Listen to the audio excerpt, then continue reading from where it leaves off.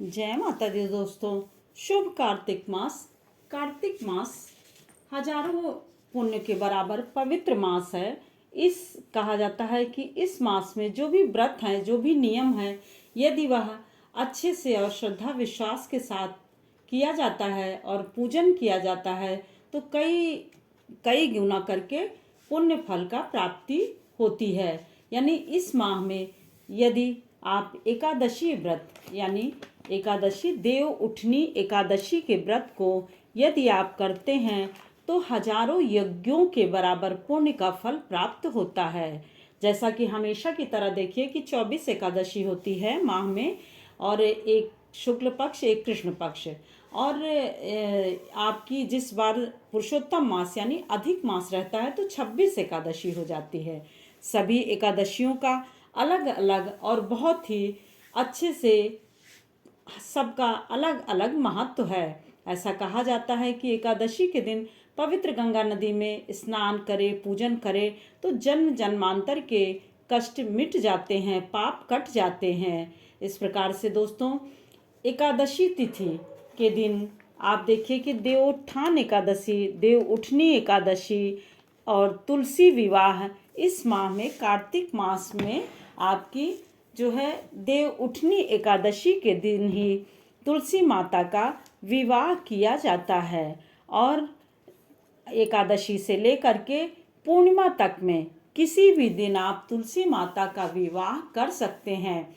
वैसे तो एकादशी की रात्रि में तुलसी माता की शादी होती है शालिग्राम स्वरूप की, और द्वादशी तिथि को विदाई होती है, परंतु आप इन 5 दिनों में यानी पूर्णिमा तक किसी भी दिन आप कर सकते हैं। तो अब की बार 2023 को देखिए कि देव उठनी एकादशी 22 नवंबर 2023 की रात्रि 11:05 यानी बुधवार को शुरू हो जाएगी, अर्थात लग जाएगी, और वहीं पर इसका समापन 23 नवंबर 2023 की रात में 9:05 पर यानी बृहस्पतिवार को शाम को समाप्त हो जाएगी। तो इस प्रकार से 23 के पूजा का समय यानी 23 तारीख का जो शुभ मुहूर्त पूजा का समय, वैसे तो पूरा दिन बहुत ही अच्छा शुभ संयोग और 400 वर्षों बाद संयोग लग रहा है, जो कि अनंत फल देने वाला संयोग लग रहा है। ऐसा शुभ संयोग लग रहा है और सर्वार्थ सिद्ध योग भी लग रहा है, रवि योग भी लग रहा है।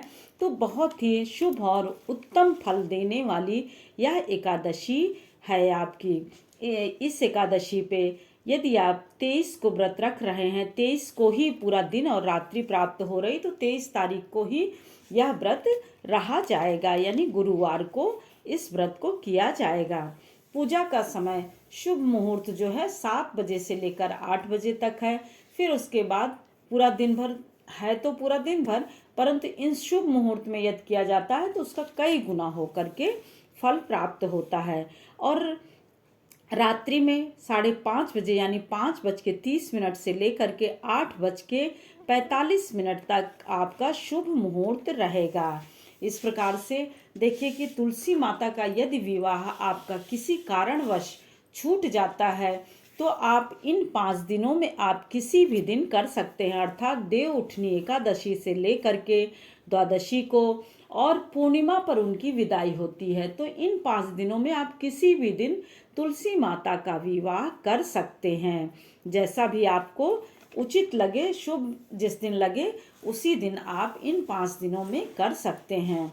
और वहीं पर एकादशी का जो व्रत रहेंगे 23 नवंबर को, तो 24 नवंबर को 2023 दिन शुक्रवार को पारण का समय 7 बजे से लेकर के 8:55 के अंदर कर लेना है। इसलिए क्योंकि इस दिन द्वादशी तिथि रात में 7:05 पर समाप्त होगी, यानी पूरा दिन भर द्वादशी तिथि रहेगी। परंतु यदि आप मान लीजिए कि हरिवासर के समय से कुछ बात करते हैं तो उस टाइम आपका करना होता है, और नहीं तो राहु काल के समय का भी ध्यान देना होगा। तो इसीलिए आपको शाम तक है तो जो आप समय है यह उचित समय आप अपने अनुसार रख लीजिए। इसी दिन से देवों के जागने के बाद यानी जो है देवोत्थान एकादशी यानी विष्णु भगवान जो 4 महीने से सोए रहते हैं वह जग जाते हैं। देवों के जागने के बाद सभी मांगलिक कार्य शुरू हो जाते हैं।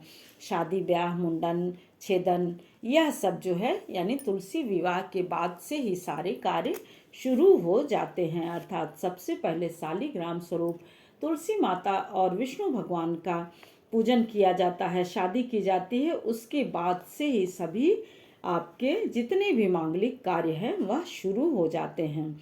अब देखिए कि तुलसी माता के उसमें पूजन में चढ़ाने के लिए केला गन्ना सिंघाड़ा आंवला फल दूध मीठा पूड़ी पकवान यह सब जो है तुलसी माता को चढ़ाया जाता है। परंतु एकादशी के दिन सब फलहारी वस्तु का प्रयोग किया जाता है यानी फलहारी वस्तु ही चढ़ाई जाती है। और यदि आप द्वादशी के दिन करते हैं तुलसी विवाह या फिर पूर्णिमा के दिन विदाई के दिन करते हैं तब आप पूड़ी पकवान भी बना सकते हैं। और इन 5 दिनों में आप किसी भी दिन शादी कर सकते हैं तुलसी माता की। और इन 5 दिनों में यदि आप गंगा स्नान नहीं कर पाए तो गंगा स्नान कर लीजिए। दीपदान 5 दिनों तक आप लगातार करना चाहते हैं तो यह अवसर है कर सकते हैं। या फिर घर में ही गंगा जल रखे हों तो 5 दिन लगातार तक स्नान कर लीजिए तो उसका भी बहुत ही महत्व होता है। इस प्रकार से यह जो है यानी एकादशी गुरुवार को पढ़ने की वजह से और ज़्यादा इसका महत्व बढ़ जा रहा है क्योंकि विष्णु भगवान का दिन होता है बृहस्पतिवार गुरुवार, तो इसका और भी ज़्यादा महत्व हो जा रहा है। इस 11 पे सभी सिद्ध योग यानी सर्वार्थ सिद्ध योग और रवि सिद्ध योग लग रहे हैं। तो कोई भी कार्य यदि शुभ कार्य करते हैं तो वह कई गुना हो करके फल प्राप्त देने वाला होता है यानी फल देने वाला कहा जाता है। इस दिन देखिए कि 6:48 से 9 बजे तक आप कर लीजिए पूजा और फिर उधर यानी 9 बजे तक फिर उधर आपका जो है 5:30 से 8:40 तक पूजन कर लीजिए। और तुलसी पूजन जब करते हैं तो भगवान विष्णु और लक्ष्मी माता की भी पूजा करते हैं, शिव जी की भी पूजा करते हैं। बस ये ध्यान रखना है कि राहु काल में यह हम ध्यान रखें कि उस समय कोई पूजन ना करे। और वैसे भी दोपहर के समय है तो दोपहर के समय बिल्कुल पूजन नहीं करनी चाहिए यानी 1:10 से लेकर के दोपहर 1:10 से लेकर के 2:26 तक 23 तारीख को राहु काल है। और 24 तारीख को 10:25 से लेकर के 11:40 तक राहु काल है। तो ध्यान दें इन दोनों दिनों में यदि आप मान लीजिए एकादशी को करते हैं तो भी द्वादशी को करते हैं तो भी इन दोनों दिनों में इस चीज़ का ध्यान रखें और कोई भी नया कार्य ना करें। और एकादशी के पालन का हमेशा की तरह से 10वीं की तिथि से ही जैसे पालन करते हैं उसी तरह से हो जाएगा।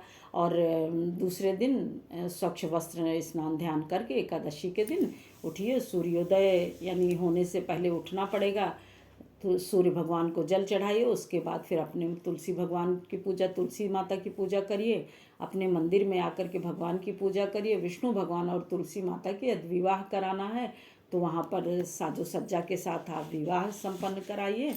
इस प्रकार से आपका 3 दिन का व्रत और 24 तारीख को पारण के शुभ मुहूर्त में पारण करिए, तभी एकादशी के व्रत का पुण्य प्राप्त होता है।